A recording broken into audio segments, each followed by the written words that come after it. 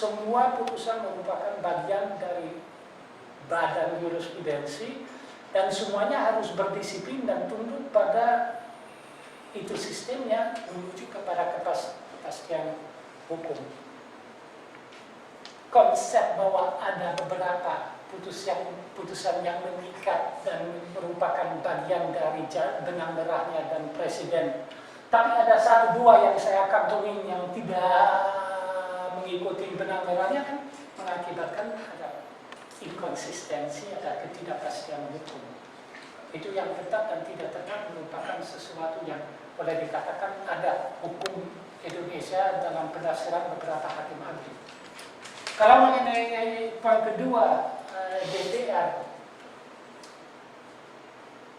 jelas kan sebagai warga semuanya boleh diskusikan segala hal, dan apalagi sebagai wakil masyarakat bisa saja wajar kalau mereka diskusikan hal yang menyangkut warga juga. Cuman saya rasa kalau dalam hubungan baik antar lembaga harus hati-hati sekali kalau wakil dari pemerintah atau wakil dari DPR mengomentari terlalu tajam terhadap putusan peradilan. Yang pertama saya rasa yang harus dijunjung tinggi adalah independensi peradilan. Kalau terlalu konfrontatif jadinya dari Senayan terhadap peradilan, pasti juga satu akibat adalah pengerosokan dari independensi dan wibawa dari itu peradilan. Saya tidak bilang bahwa peradilan tidak boleh dikritisi, cuman saya rasa bahwa kritiknya dari badan politik harus hati-hati sekali. Karena itu pada akhirnya akan ada dampak terhadap konsep negara hukum segalanya. Jadi saya usul bahwa itu diskusi lebih baik diadakan dalam kalangan universitas atau dalam kalangan profesi hukum daripada itu di kalangan DPR. Itu umumnya. Belum bicara spesifiknya bahwa kita semua tahu bahwa anggota Komisi 3 DPR yang malah kadang-kadang bisa jadi hakim agung juga, mereka seringkali ada kepentingan di lapangan juga.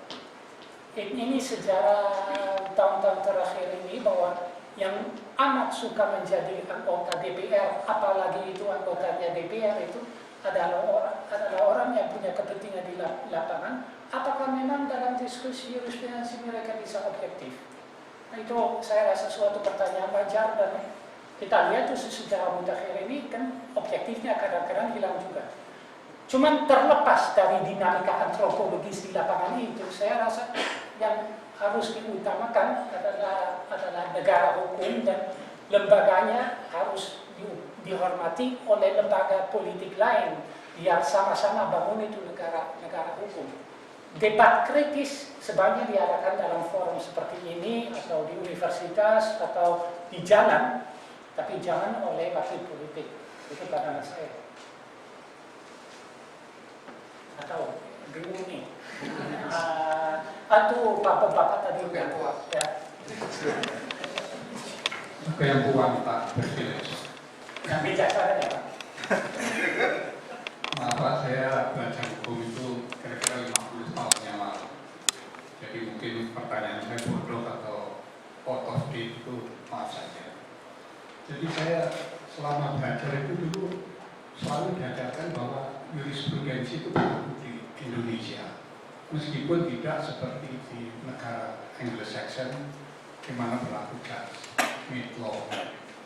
Tapi bahwa jurisprudensi berlaku itu mahasiswa saja suruh langganan ini Tijsrevanatrecht itu, karena di situ harus belajar putusan-putusan yang pernah dilakukan. Jadi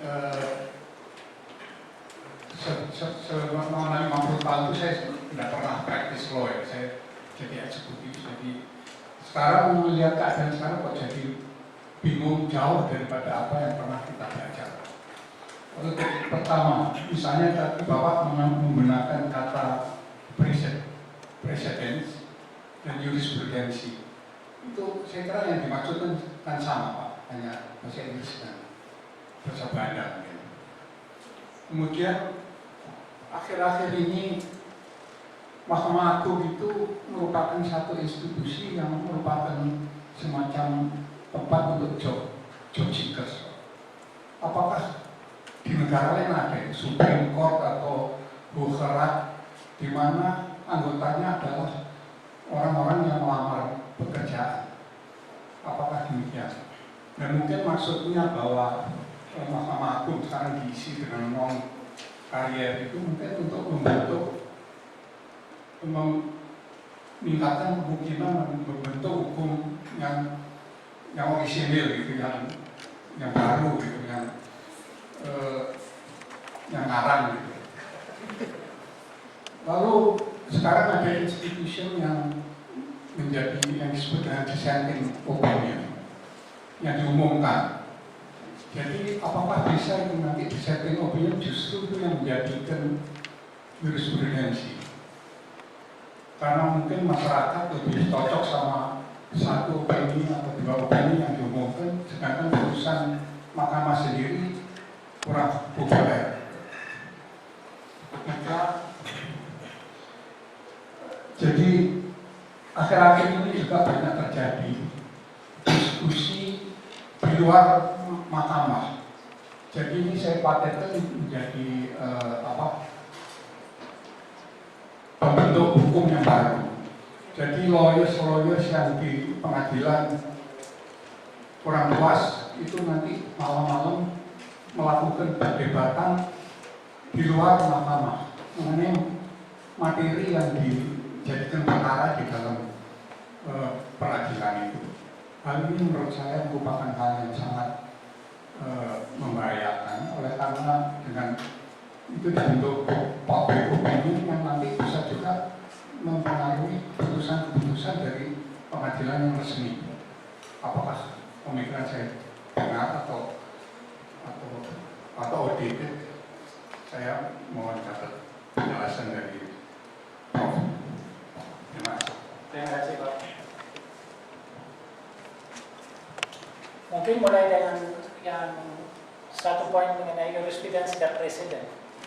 Jadi kata Bapak mungkin bedanya antara jurisprudensi dan presiden tidak ada. Mungkin saya rasa perlu dijelaskan bahwa seandainya jurisprudensi kita artikan sebagai putusan pengadilan atau badan putusan peradilan, kumpulan putusan peradilan, itu tidak dengan sendirinya berarti bahwa itu akan merupakan presiden. Presiden kan pada akhirnya ditentukan apakah itu putusan terlebih dahulu mengikat hakim setelah yang habis itu putusannya dijatuhkan dalam satu perkara, apakah dalam perkara baru yang faktanya sama atau mirip banget, dia diikat oleh putusan sebelumnya. Itu dalam konsep jurisprudensi belum dibuat. Itu presidennya itu berarti bahwa itu putusan terlebih dahulu mengikat hakim setelah itu dalam perkara yang baru. Dan seperti yang saya angkat, itu bisa diartikan dengan tiga hal, dengan tiga cara. Dan kalau kita lihat hukum Belanda, termasuk misalnya apakah ada aturan yang bilang begitu, ada cuma adatnya yang bilang begitu bahwa hakim itu diikat, atau ada putusan yang setelahnya merujuk kepada hukum putusan yang sebelumnya. Kalau kita lihat hukum Belanda, dan memang begitu, merujuk kepada putusan yang sebelumnya. Yang misalnya dalam jurisprudensi Prancis kita tidak menemukan. Maka saya rasa ada gunanya untuk membedakan sedikit antara jurisprudensi dan presiden. Poin kedua mengenai mungkin dissentingnya.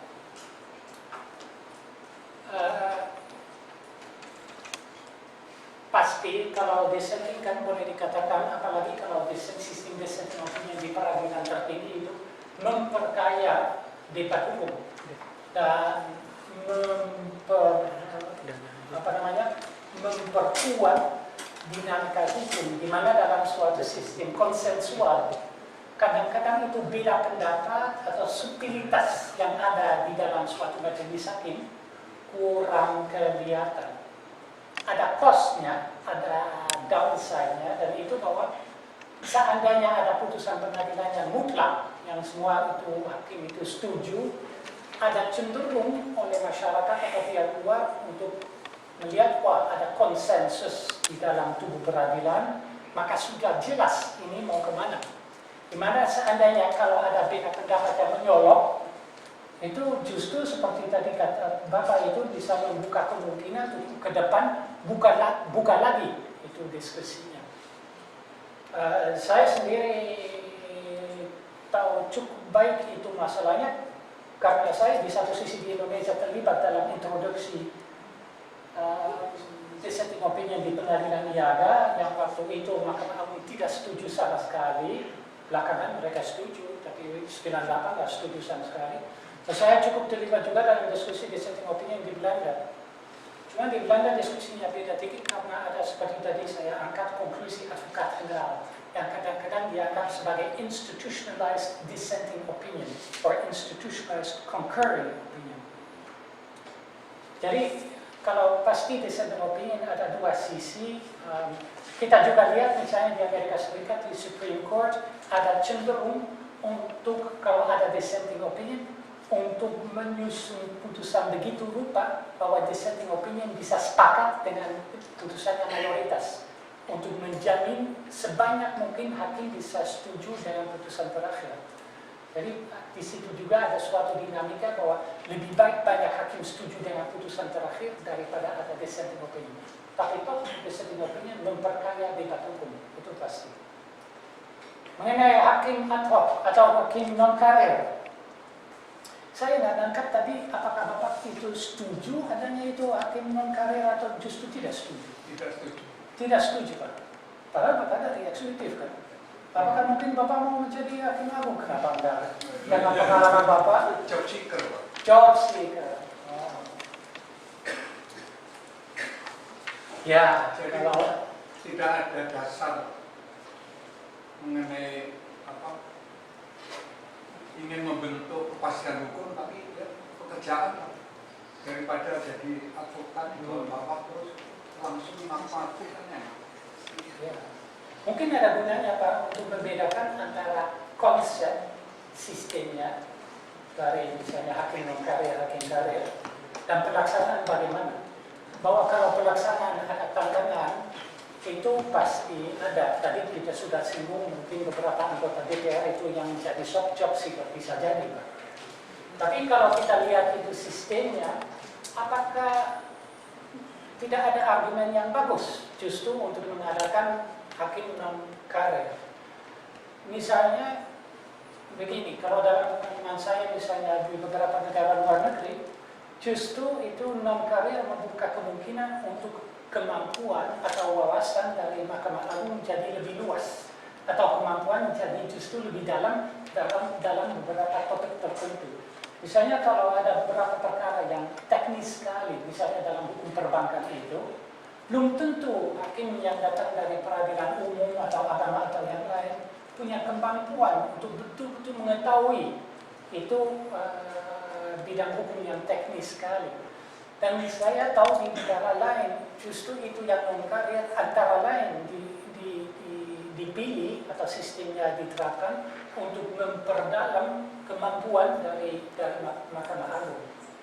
Selain dari itu, saya terus saja berpendapat, tapi itu pendapat saya pribadi, bahwa kalau ada suatu profesi yang tertutup sekali, yang dari masuk Ciawi sampai ke posisi terakhir merupakan suatu keluarga yang sama-sama tahu dan yang tahu rutinnya di dalam lembaga itu, tapi yang mungkin pengalamannya exposure kepada dunia luar itu terbatas. Sama di semua profesi, di universitas apalagi menara gading kan juga ada cenderung tertutup kepada dunia luar. Masing-masing profesi ada keterbatasan. Maka saya rasa bahwa ada kelebihan juga Pak, kalau untuk dapat masukan dan kemampuan mobilisasi dari masyarakat atau profesi teknis, untuk itu orang yang teknis dan yang pakar dalam bidangnya mereka itu untuk diadopsi ke dalam lembaga negara tertinggi termasuk Mahkamah Tinggi, termasuk Mahkamah Agung.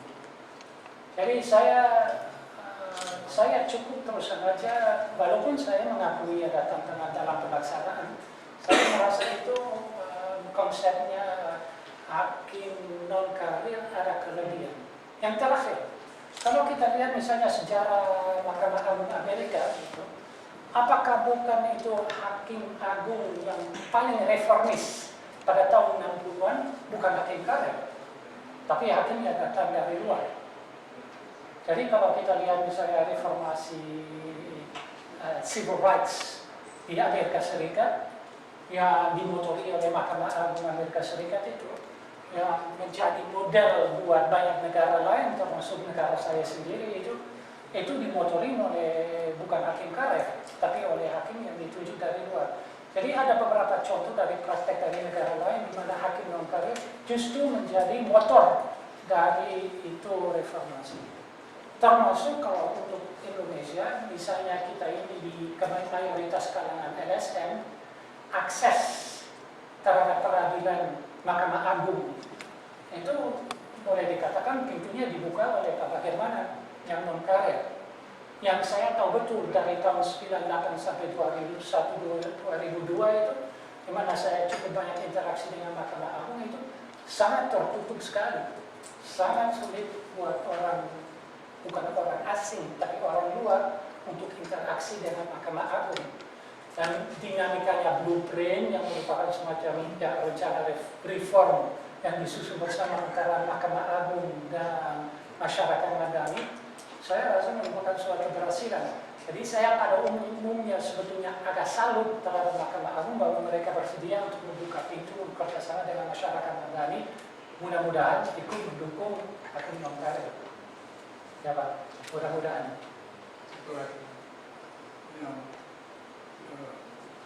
Proses pengadilan dibicarakan di luar pengadilan dengan lawyer yang sama. Oh, ya.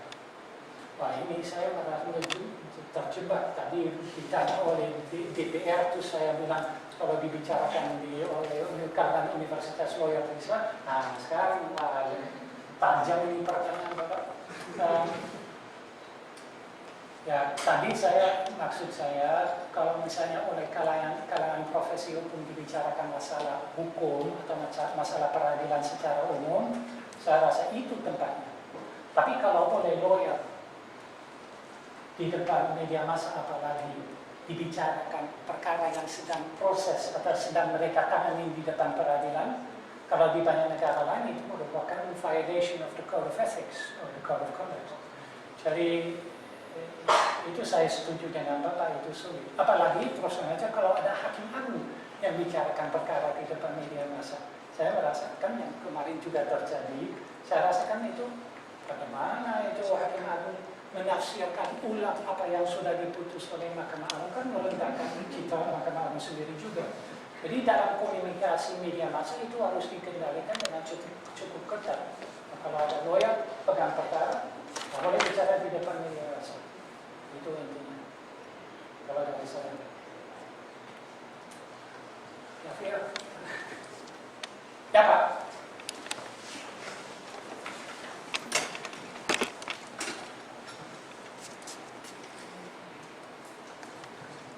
Selamat siang, Bapak Kumpul. Nama saya Ahmad Sidik dari Leksis. Membicarakan mengenai mutu putusan pengadilan, Bapak. Tadi saya tangkap bahwa ada perbedaan antara putusan di tahun 60-an, 70-an sampai dengan yang sekarang. Apakah ada faktor mengenai penguasaan bahasa Belanda dan pendidikan Belanda terhadap perbedaan antara masa putusan tahun 60-an sampai sekarang? Mengingat bahwa untuk masalah perdata, rujukan pokok masih kepada Kitab Undang-Undang Hukum Perdata, dan itu yang ada di kita itu merupakan terjemahan dari Kitab Undang-Undang Hukum Perdata yang versi Belanda. Pada umumnya menggunakan terjemahan Resource-Bukti. Apakah menurut Bapak Pongko ini ada pengaruhnya juga? Itu yang pertama. Dan yang kedua, saya tidak tahu apakah tadi sudah dibahas mengenai rotasi atau mutasi hakim ke daerah-daerah. Yang saya tahu itu kebijakannya setiap 5 tahun sekali. Yang saya amati bahwa proses mutasi hakim dari daerah satu ke daerah yang lain, kriterianya itu tidak jelas menurut saya.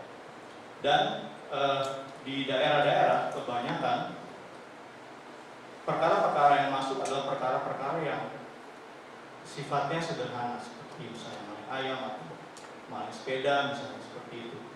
Nah, ketika misalnya hakim-hakim itu sudah begitu lama berputar di daerah dengan perkara-perkara yang tidak terlalu rumit, kemudian masuk ke Jakarta yang begitu banyak transaksi bisnis yang jelimet, yang aneh-aneh gitu, mereka sepertinya kewalahan gitu. Dan itu pun ketika mereka sudah mulai mulai mengejar ketinggalan itu, ternyata waktu 5 tahunnya sudah habis dan mereka harus dipindah lagi ke daerah. Apakah ini juga berpengaruh terhadap hal tersebut? Terima kasih. Sorry, yang pertama mulai penguasaan bahasa Belanda. Wah, saya nggak setuju sama sekali Pak, sorry. Kan itu berasumsi kalau harus menguasai bahasa Belanda untuk menyusun putusan pengadilan yang baik. Mana mungkin, itu kasihan Indonesia ke depan nggak bisa menyusun putusan pengadilan yang baik. Enggak, pertanyaannya memang terus tepat, karena kan itu masih ada generasi lama di situ juga. Tapi juga ada generasi baru, misalnya yang mungkin tadi disinggung itu Ibu Retno Wulan yang merupakan generasi, atau Pak Setiawan yang merupakan generasi baru, yang juga itu putusannya bagus banget. Misalnya Ibu Retno Wulan di Purwokerto itu putusannya hebat.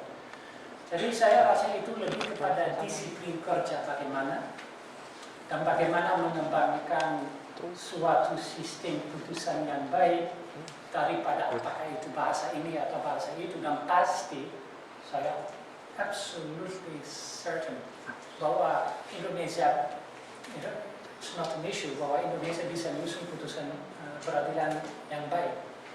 Saya rasa bahwa pada tahun 50-an, 60-an itu disiplin peradilan lebih tinggi dan pengakuan politik terhadap peradilan lebih tinggi juga, penghormatan itu lebih tinggi.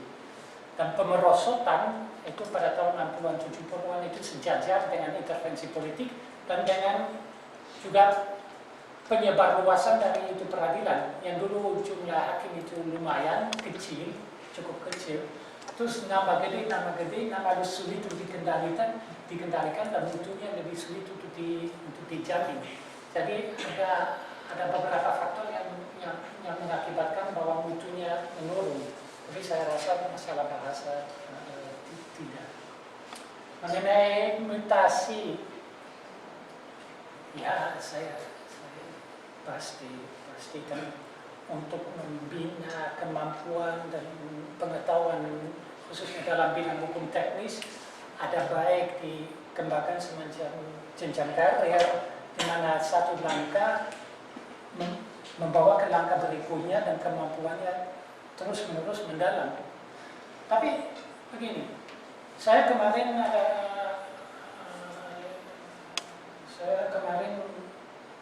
kerjasama dengan beberapa hakim Inggris. Mereka magistrates courts. Magistrates courts itu perkara ringan lah, kecil, pencurian ayam.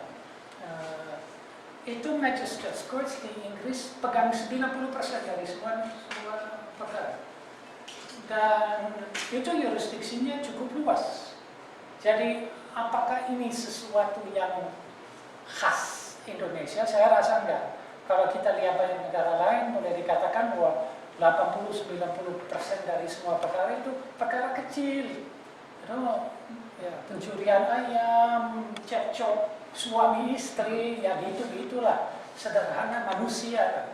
Dan jangan kita terlalu menekankan yang 2-3-4% yang perkara yang gede, walaupun penting.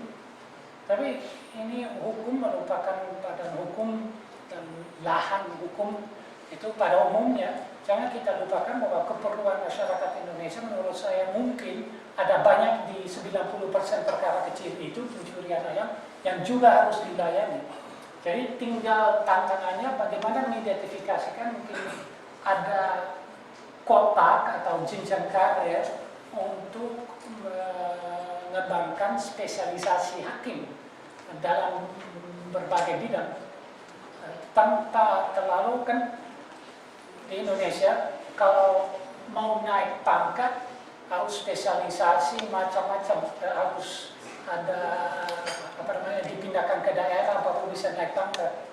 Ada baik untuk diupayakan, dimikirkan apakah bisa misalnya mengembangkan spesialisasi di bidang tertentu tanpa harus ke daerah.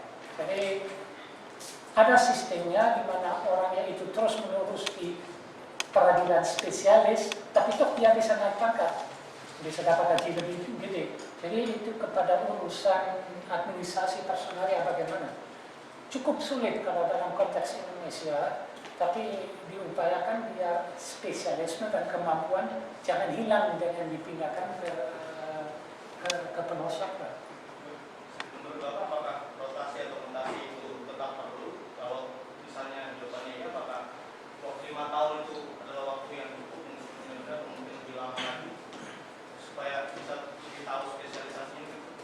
Baik, saya rasa kalau di sini ada banyak orang yang lebih ahli dalam bidang ini karena kan sudah dipikirkan dalam di dunia LSM dan oleh JRTO-nya harus bagaimana. Cuma satu catatan, kalau tidak ada pemilihan sama sekali akan sulit sekali. Mana ada orang yang mau ke Kalimantan Tengah atau ke Papua. Kan kalau dalam konteks kesatuan Indonesia kan harus ada semacam peta bagaimana itu orang diposisikan. Tapi itu pasti perlu perhatian. Cuman saya rasa kalau di sini ada banyak orang yang tahu lebih baik. Terima kasih. Terima kasih.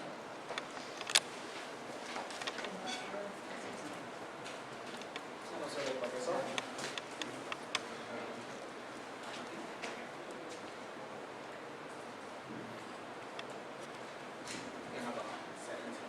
Selamat sore Profesor. Perkenalkan nama saya Muhammad Gilang Nugroho.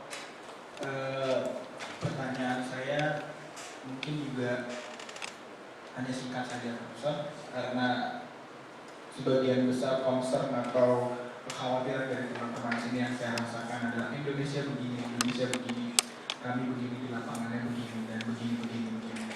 Pertanyaan saya adalah apakah secara historik Profesor ada negara yang mengalami hal yang sama dengan yang kita alami saat ini, agar kita mungkin juga bisa tahu bahwa negara tersebut juga pernah melewati hal yang sama dan mengambil langkah seperti ini, agar kita pun juga bisa optimis bahwa Indonesia ini bisa membaik dan bisa maju seperti mereka.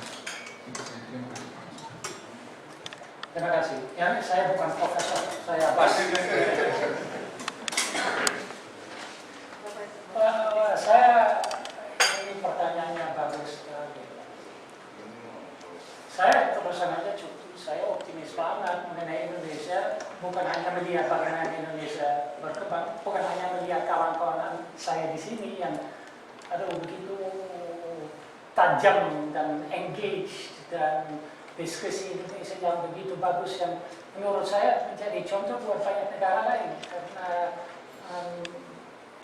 kan sedikit sekali negara yang dari pemerintah militer pindah ke pemerintahan demokratis dengan cukup mulus seperti Indonesia. Pasti ada banyak tantangan, pasti ada banyak yang harus disempurnakan. Tapi itu saya rasa sebagai suatu negara yang menjalankan dengan daya sendiri transformasi itu mengagumkan. Dan setiap kali saya ke Indonesia, saya sekarang sudah 1,5 tahun ke Indonesia, kemarin juga saya singgung, saya lihat wah ini ada kemajuan luar biasa. Anda yang mungkin hidup di sini setiap hari, yang setiap hari itu digebuk oleh perkara di pajak atau di pengadilan itu, kadang-kadang bisa jadi menjadi putus asa. Tapi buat saya yang hanya kadang-kadang ke sini, saya selalu melihat, oh ada kemajuan lagi.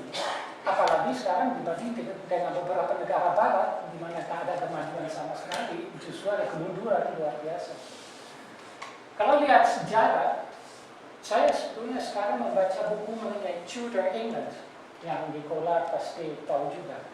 Tudor England itu abad ke-16 di Inggris itu. Terrible! Corrupt courts, miserable patronage systems, absolute horrible. Horrible. Saya baca, wah ini kayak Indonesia tahun 70-an ya. Nah, lihat sekarang Inggris bagaimana. Itu Tudor England, pemerintahan Tudor England termasuk, ini bukunya sebagian mengenai pengadilan di sana, itu yang pengadilan menjadi corrupt revenue racket, yang pengaruhnya politik direkayasa oleh raja, macam-macam, yang motornya itu, duit itu luar biasa. Tudor England dalam sejarah Indonesia terkenal bukan hanya karena Anglican Church segalanya, tapi karena merupakan suatu den of thieves, termasuk dalam dunia hukum. Lihat bagaimana itu Inggris berkembang sejak itu, bagaimana itu peradilan menjadi contoh buat dunia, independensi segalanya. Maka saya rasa nggak perlu lihat negara lain yang negara berkembang, tapi lihat aja sejarah yang negara-negara kayak negara Inggris yang tidak dari dulu menjadi perfect.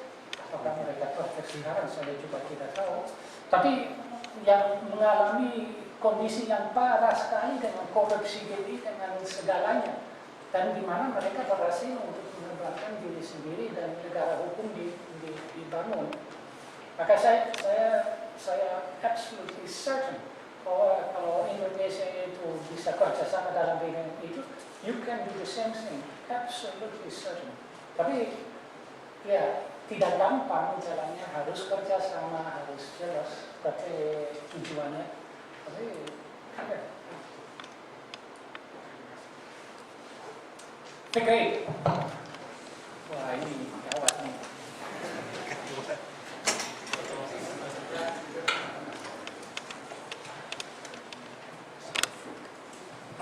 Terima kasih. Assalamualaikum warahmatullahi wabarakatuh. Nama saya Fikri Asgar. Saya nggak tahu ini pertanyaan atau mungkin sedikit observasi saja atau cerita pengalaman.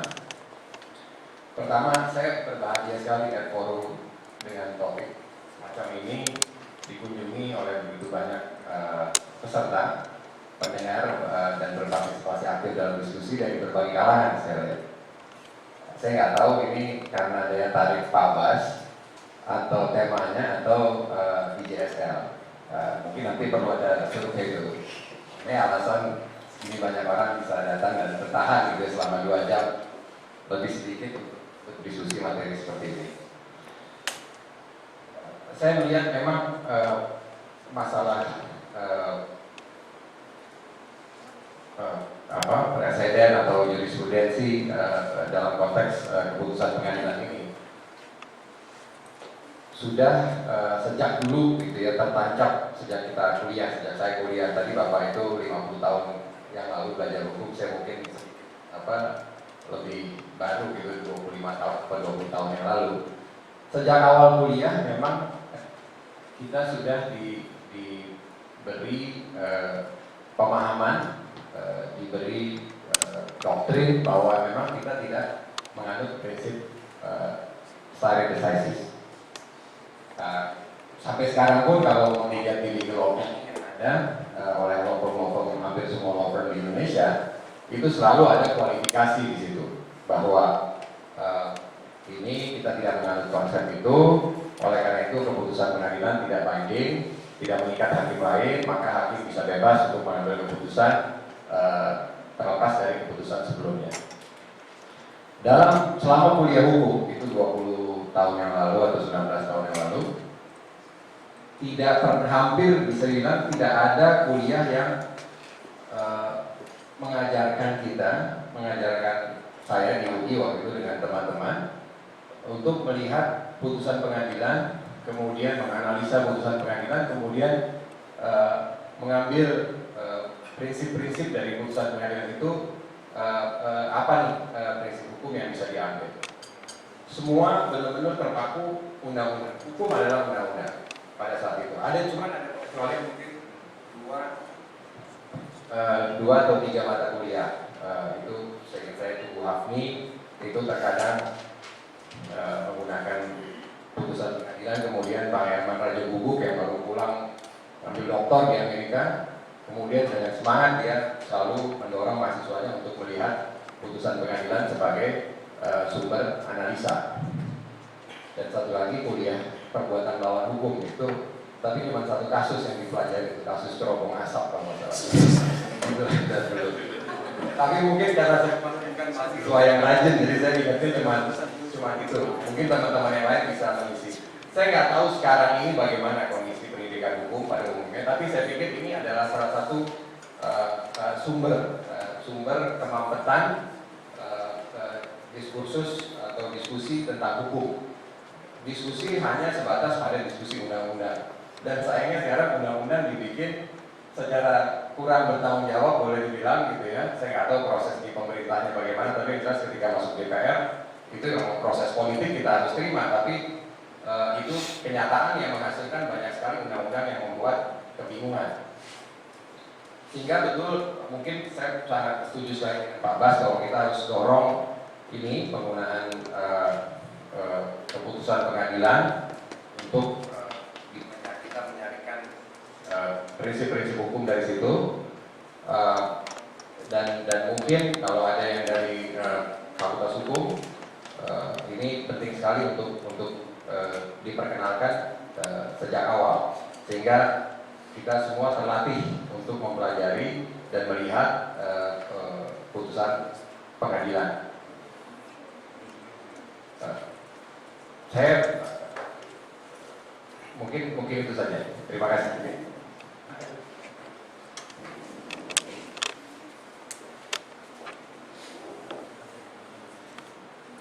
Kalau nggak ada lagi,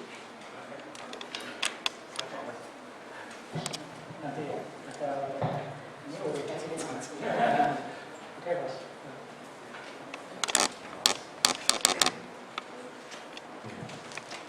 Perkenalkan, nama saya Gading Pak Bas. Saya ada mencatat bahwa hakim itu menurut Undang-Undang Kepatuhan Kehakiman punya kewenangan untuk melakukan hukum. Lalu dengan adanya konteks dalam diskusi ini bahwa jurisprudensi juga perlu diterapkan di Indonesia, apakah jurisprudensi ini bisa membatasi fungsi hakim itu untuk menemukan hukum? Itu yang pertama. Lalu yang kedua, ini terkait dengan putusan Mahkamah Agung yang biasanya menjadi jurisprudensi itu dikasasi atau peninjauan kembali. Umumnya putusan Mahkamah Agung itu hanya menilai kesalahan, ada tidaknya kesalahan penerapan hukum. Sementara menurut saya dalam memberikan penilaian terhadap ada atau tidaknya kesalahan penerapan hukum, Mahkamah Agung juga harus melihat fakta atau kejadian-kejadian hukum yang mungkin ada di posita di dalam suatu gugatan. Hanya saja hal ini sering dipertimbangkan oleh Mahkamah Agung sebagai penghargaan suatu kenyataan, sehingga dia tidak akan pertimbangkan hal itu. Saya mau dapat dari Pak Bas tentang ini. Lalu terkait tadi adanya suatu dissenting opinion dalam suatu putusan, apakah putusan itu qualify untuk bisa digunakan sebagai jurisprudensi? Karena di dalam putusan itu sendiri hakim berseberangan pendapat. Sangat mungkin pada saat putusan itu dikeluarkan, mungkin putusan akhir itu adalah yang sesuai dengan kondisi kehidupan bermasyarakat saat itu. Lalu bagaimana di masa depan ternyata justru dissenting opinion-nya ini yang lebih diterima oleh masyarakat. Kita terima kasih. Yang pertama apa tadi? Apakah jurisprudensi membatasi peran hakim dalam menemukan hukum? Secara singkat saya rasakan jurisprudensi merupakan bagian dari hukum. Jadi kalau hakimnya diisyaratkan untuk menemukan hukum, ya hukum terdiri dari peraturan perundangan, jurisprudensi, tulisan ilmiah, nilai-nilai yang hidup di masyarakat dan sebagainya. Jadi saya tidak melihat ada pertentangan di situ. Kalau yang kedua, apalagi sorry bos, mulai pikul nih.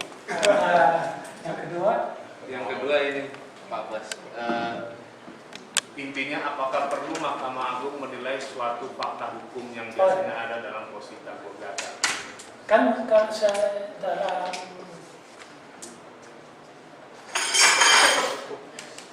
itu sebetulnya pertanyaan yang menarik sekali kalau ditanggapi dari lebih umum. Kan kalau konsep kasasi adalah bahwa seperti tadi Bapak bilang bahwa hanya pertanyaan hukum boleh dikaji ulang atau dinilai oleh Mahkamah Agung dengan menjamin kesatuan hukum. Itu tujuannya dari kasasi.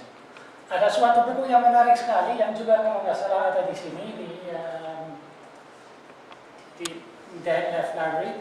Itu bukunya oleh Harvey Perry, Deciding to Decide. Dan itu suatu studi yang mendapat penghargaan dari Harvard mengenai Mahkamah Agung Amerika dan bagaimana Mahkamah Agung Amerika itu menentukan perkara mana akan dia putus dan perkara mana akan dia tolak belaka aja. Search your right. Jadi kan kalau di Amerika boleh seleksi itu Mahkamah Agung. Dan di situ dia menemukan bahwa alasannya kenapa Mahkamah Agung Amerika itu menerima perkara yang paling penting untuk 75% kalau nggak salah dari jumlah perkara yang dia terima itu adalah bahwa itu menyangkut masalah hukum. Jadi kalau masalah faktual aja yang diangkat di depan Mahkamah Agung Amerika Serikat ada cenderung 99% dengan hanya perkara pidana mati yang menjadi pengecuali yang ditolak oleh Mahkamah Agung. Jadi kita lihat bahwa dalam praktek hukum itu Mahkamah Agung Amerika Serikat, ya misalnya Mahkamah Agung paling tidak Belanda, itu tidak ada perbedaan mencolok dalam penerapan certiorari atau searchworthiness dalam bahasa Amerika dan penerapan kasasi dan paling tidak di Belanda. Yang kedua adalah bahwa konsepnya kesatuan hukum dalam penafsiran saya paling tidak mengandung konsep presiden. Karena bagaimana kesatuan hukum yang merupakan sesuatu yang berjalan ke depan bisa dilaksanakan kecuali kalau putusan yang dalam perkara ini juga mengikat untuk perkara yang lain. Kalau enggak, kesatuan hukum itu enggak ada makna. Jadi saya menganggap kasasi merupakan suatu alat untuk di satu sisi betul-betul bikin Mahkamah Agung sebagai suatu lembaga yang pusat, dan yang kedua bisa diperalatkan untuk mencapai kesatuan hukum lewat presiden. Mengenai faktanya, pasti itu kalau Mahkamah Agung akan memperhatikan juga fakta. Cuman undang-undang hanya bilang bahwa fakta tidak bisa diuji ulang oleh Mahkamah Agung. Jadi seandainya muncul pertanyaan fakta, bukan Mahkamah Agung yang nanti akan minta saksi hadir segalanya. Itu harus hanya mengkaji itu masalah atau pertanyaan hukum. Seandainya perlu fakta dilengkapi menurut tanggapan Mahkamah Agung, mestinya perkara dikembalikan kepada pengadilan bawah untuk itu faktanya dikembalikan. Itu kadang sering terjadi di Prancis, di Belanda hampir gak, kalau di Indonesia hampir gak juga. Yang ketiga apa lagi Pak? Jika suatu putusan ada dissenting opinion, apakah dia qualify bisa dijadikan jurisprudensi? Nah, yang menjadi jurisprudensi adalah putusan mayoritas. Bahwa dissenting bisa menjadi inspirasi untuk ke depan, pasti. Begini, saya kemarin ada juga suatu diskusi yang menarik sekali di mana Arya dan kawan-kawan adalah kawan-kawan lain, ada beberapa kawan lain yang hadir di situ juga di Belanda, di mana Ketua Mahkamah Agung Belanda cerita seandainya, atau dia cerita suatu cerita. Beberapa bulan lalu ada suatu perkara, beberapa tahun lalu ada suatu perkara di mana dia dissenting, di mana dia tidak setuju dengan mayoritas hakim lain. Mereka diskusinya seru, ada voting, dia di outvoted, habis putusannya turun, dan itu putusannya beda, itu mayoritas putusan itu beda dengan pendapat Ketua Mahkamah Agung Belanda. 6 bulan setelahnya ada perkara baru yang masuk. Itu inti masalah dari perkara itu adalah sama dengan saya sebelumnya. Wah, Ketua Mahkamah Agung Belanda, saya buka lagi diskusi dong. Kemarin saya kalah, siapa tahu hari ini akan saya menang. Enggak, kata yang lain. Diskusi 1 kali sudah diputus, selama jangka waktu cukup lumayan panjang, nggak boleh dibuka lagi. Intinya adatnya di sana selama 3 tahun jangan dibuka lagi. Alasannya kenapa? Itu alasannya begini. Seandainya tujuan utama adalah kepastian hukum buat masyarakat, seandainya setiap kali ada perubahan hari ini dalam faktualnya yang sama, hari ini Mahkamah Agung putus begini, esok harinya putus begini, lusanya putus begini lagi, esok hari, itu mengakibatkan bahwa kepastian hukum di masyarakat di lapangan tidak bisa direalisasi. Jadi walaupun Anda sebagai hakim agung bisa tidak setuju dengan pendapat saya, kalau diskusinya sudah jadi, ada semacam adat di sana bahwa paling tidak selama 2-3 tahun tidak boleh dibuka ulang. Walaupun Anda punya argumentasi bagus, tapi kepastian itu trumps your individual opinion. Dan saya cukup yakin bahwa di Mahkamah Agung banyak negara lain akan begitu juga. Jadi bisa jadi bahwa you dissenting, dan itu dissenting menjadi sumber buat diskusi di masyarakat. Tapi kalau Mahkamah Agung setiap kali akan merubah kursnya, change the course, karena ada perkara yang mirip yang terus saya punya argumen, ayo, terus saya sedang argumentasi dengan kawan saya, Hakim Agung, lobby sama mereka, biar kali ini mudah-mudahan mereka akan setuju dengan saya, akibatnya bimbang. Jadi saya rasa cenderung utama di Mahkamah Agung berbagai negara to be as stable as possible. Walaupun bisa jadi di dalam kalangan internet diskusi terus, tapi jangan dalam putusannya terlalu radical change, slow. Makanya Hakim Agung suka slow.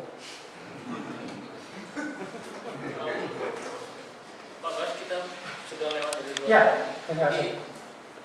Satu lagi pertanyaan atau satu pertanyaan lagi lah ya, untuk dari satu orang ya.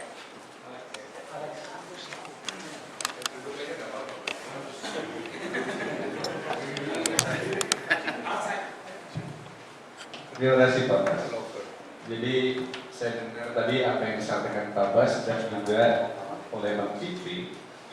Memang saya kebetulan ambil mata kuliah President Interpretation and Probabilities waktu saya kuliah di Australia.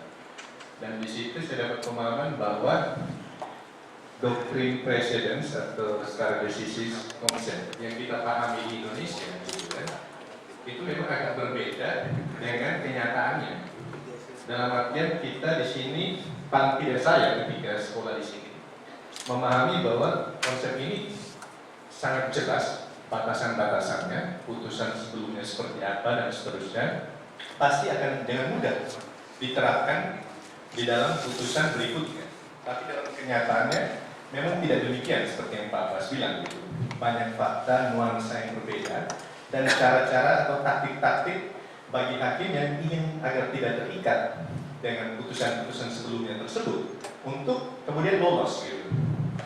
Tetapi ada satu hal tradisi atau praktek yang di negara common law yang membuat mereka cukup susah untuk keluar dari itu, yaitu lawyer-lawyernya ketika present case-nya dia akan tampilkan ini kasus-kasus presiden yang menurut kami apply untuk di sini, dan si hakim wajib membahas Kenapa dia setuju dan kenapa dia tidak setuju? Jadi hidupnya dibuat lebih susah, dia harus menjawab. Tetapi praktek ini yang hilang di Indonesia. Walaupun secara prinsip saya setuju dengan Pak Bas tadi, bahwa sistem hukum kita yang mengakar ke Belanda itu sebenarnya mengenal doktrin precedence, tetapi levelnya seberapa dalam level keterikatannya itu yang harus ditentukan di sini. Kalau kita mengatakan bahwa di Indonesia sistem hukum tidak mengenal doktrin presiden sama sekali, itu memang tidak tepat juga. Tapi kalau kita katakan memang ada, tapi dalam kenyataannya itu seringkali presiden-presiden yang diajukan kepada pengadilan itu ditolak atau tidak dipatuhi tanpa memberikan reasoning. Kenapa jurisprudensi yang namanya jurisprudensi tetap yang diterbitkan oleh Mahkamah Agung ini di dalam kasus ini si hakim menolak untuk mengikuti itu, gitu Pak. Jadi kemudian karena prakteknya seperti ini membuat kalangan advokat ketika diminta opini kecenderungan mengatakan bahwa ini doktrin ini nggak ada di Indonesia. Tapi yang dimaksudkan sebenarnya dalam tingkat praktek kepastian keberadaan doktrin ini dalam tingkat praktek itu ya sangat lemah kalau dikatakan ada yang dipahami di negara lain bahwa ini akan diikuti, gitu Pak. Nah ini kalau menurut Pak Bas di Indonesia ini dengan kondisi seperti ini, gimana membuat gitu doktrin precedence yang sebenarnya akarnya pun di Belanda ada dan di Indonesia pun to some extent dengan diterbitkannya jurisprudensi atau putusan-putusan tersebut secara berkala tiap tahun itu secara tidak langsung mengakui tentang keberadaan doktrin ini, tapi membuat dia menjadi apa ya bisa dijalankan dalam putusan-putusan selanjutnya. Itu saran dari Pak Bas kira-kira apa ya? Terima kasih. Ini kita masih bisa 2 jam lagi. Bagus pertanyaan.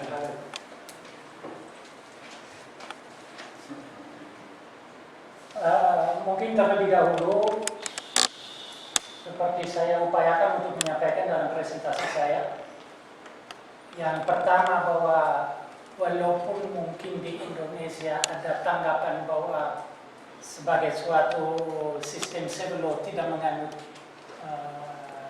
konsep presiden, seperti tadi saya katakan yang sistem Belanda itu yang merupakan suatu boleh dikatakan syncretic system antara civil law sama common law dengan jelas menganut sistem presiden, mengakuinya. Dan dalam pelaksanaan praktek banyak bidang dalam hukum Belanda itu didasarkan atas hukum presiden, atas keputusan peradilan yang terstruktur, dan putusan itu merujuk saling merujuk, dan argumentasi merupakan case based, fact based daripada deduktifnya.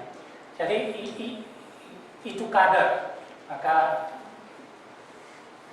saya rasa kalau di Indonesia diskusi harus mulai dari awal lagi.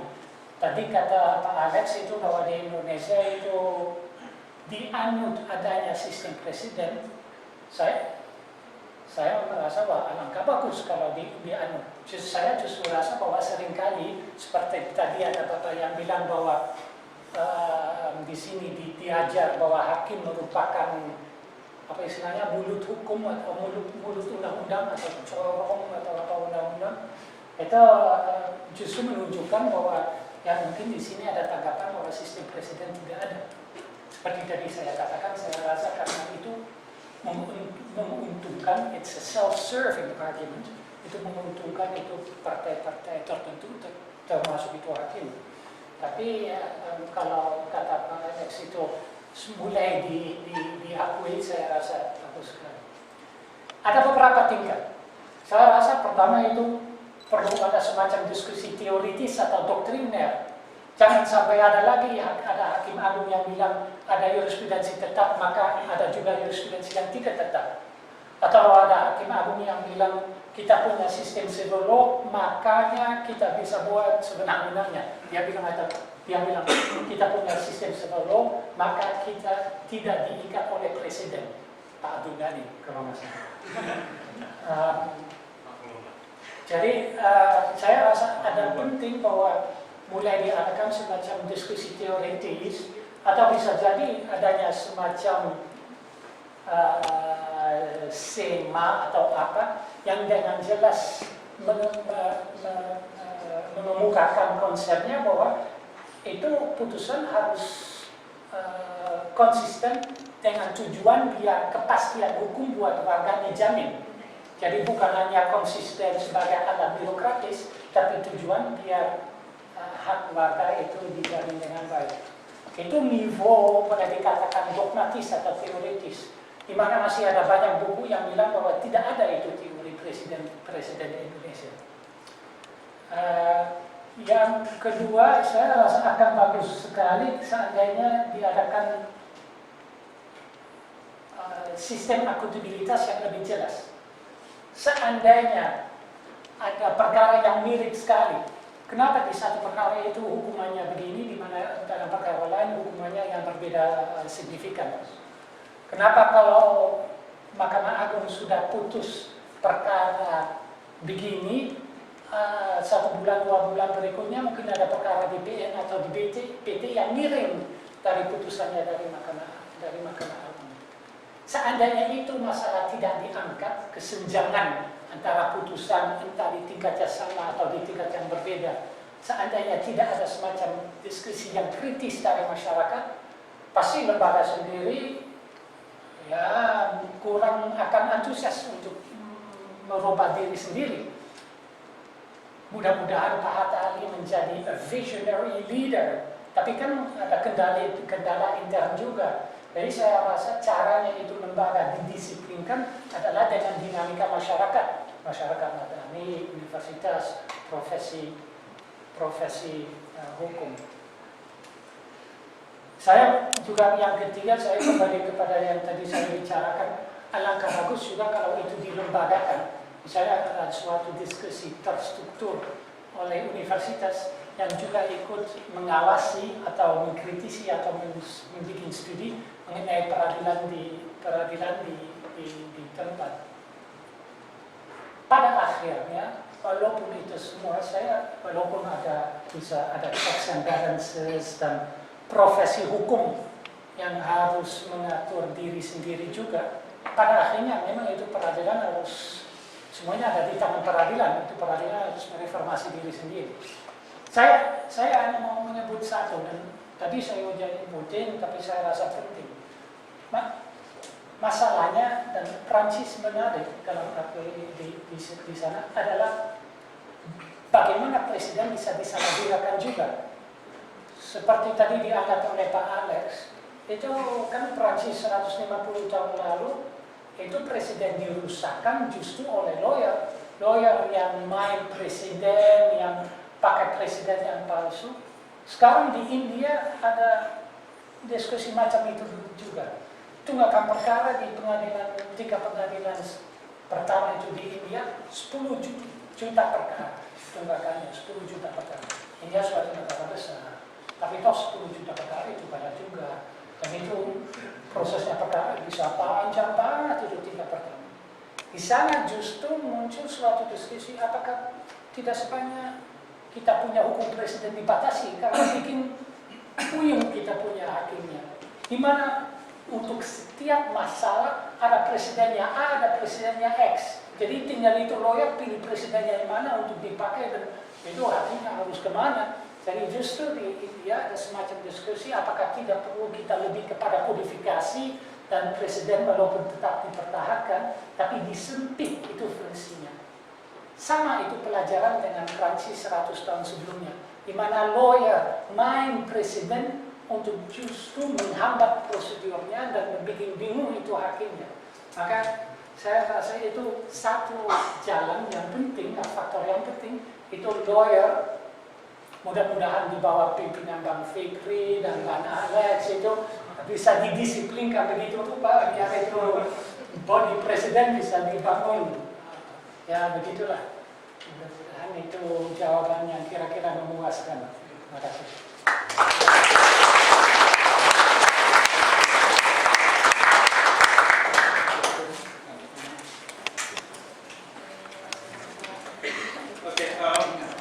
Terima kasih banyak buat 2,5 jam membantu kita untuk memahami satu konteks isu presiden. Terima kasih juga buat kawan-kawan sekalian atas antusiasmenya. Ke depan mohon buat kepentingan kuliah di kita selanjutnya, international lecture sebelumnya, sebisa mungkin taruh kartu nama atau supaya nanti kita bisa hubungi langsung bagian koordinator untuk terus mengikuti proses perkuliahan ini. Nah, terakhir sebelum bubar kita mau kasih sedikit kenang-kenangan buat Bas.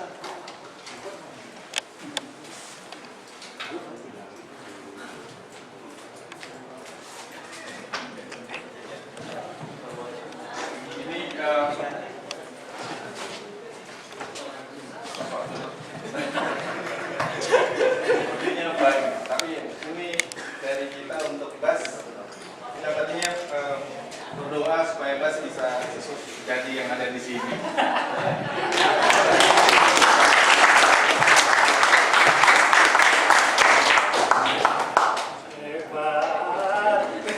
kasih Bas dengan baju Hakim Agung, dan ini foto kita hanya punya foto 20-30 tahun. Masih harus diangkut di sini, tapi megang buku yang sangat legendaris. Oke, kasih aplaus sekali lagi.